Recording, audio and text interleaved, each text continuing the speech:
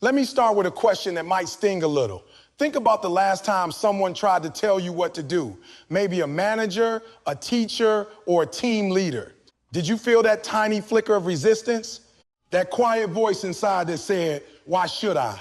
If you felt it, you are not difficult. You are human. No one likes being pushed. No one wakes up thinking, "I can't wait to obey someone today."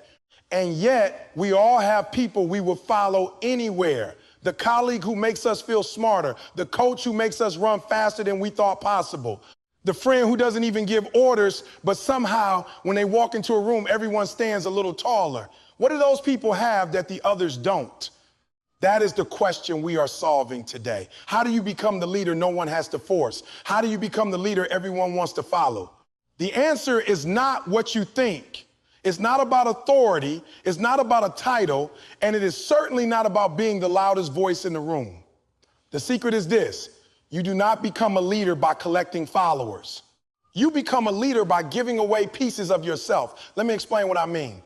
First, you must lead with your ears before you lead with your mouth. The number one mistake aspiring leaders make is thinking they need to have all the answers. They don't.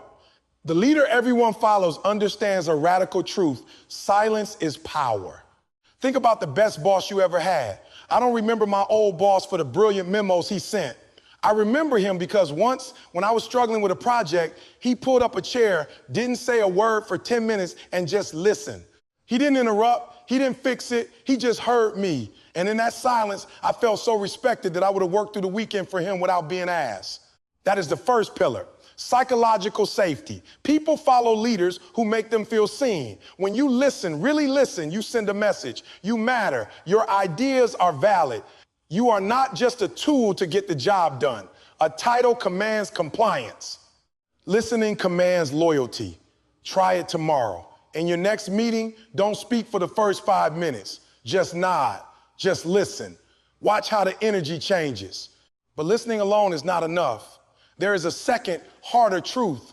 To be followed willingly, you must be the first to bleed. I mean that metaphorically and sometimes literally.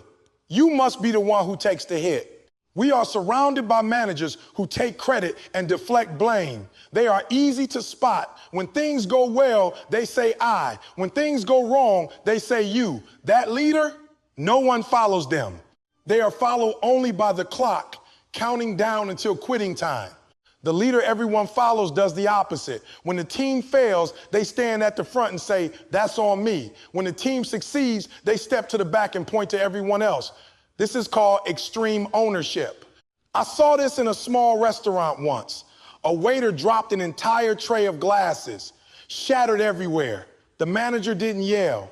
He didn't write anyone up. He walked over, grabbed a broom, and started sweeping. He said to the young waiter, "I should have noticed the floor was wet. My fault. Let's clean this up together." That waiter didn't quit that night. He stayed 3 more years. Why? Because he saw a leader who was willing to be embarrassed alongside him. If you want followers, you cannot sit on a throne. You have to get in the trench.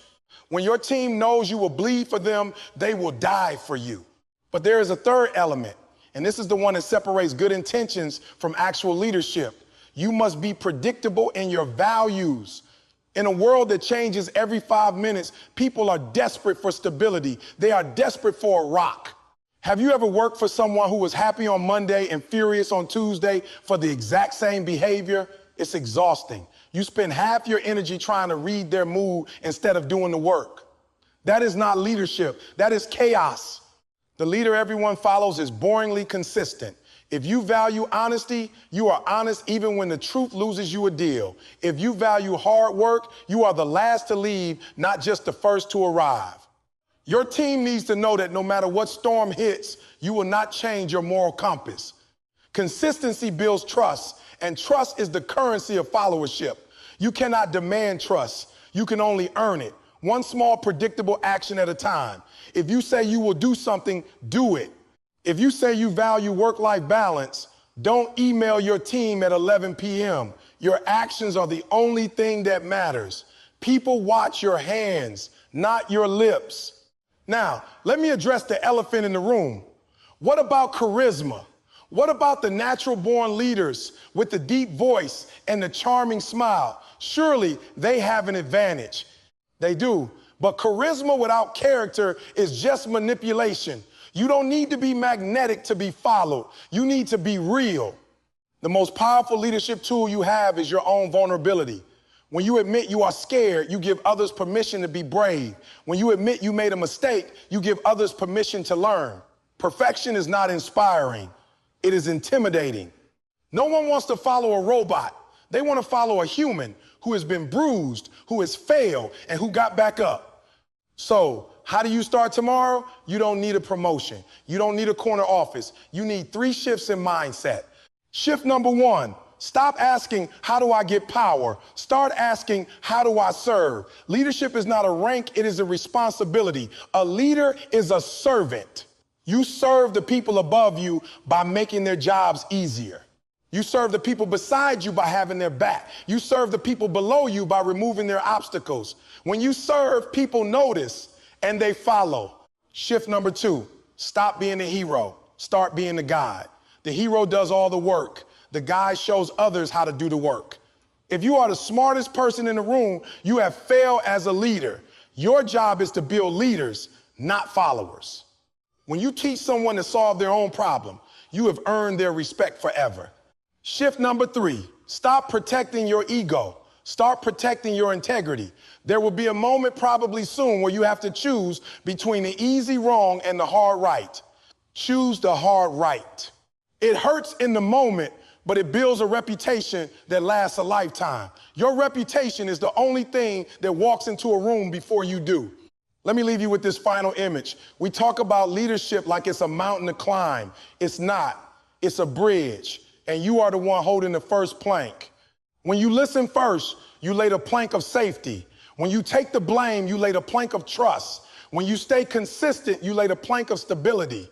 And one by one, people start to walk across that bridge, not because you told them to, but because they saw that you were already on the other side, waiting for them, holding a light.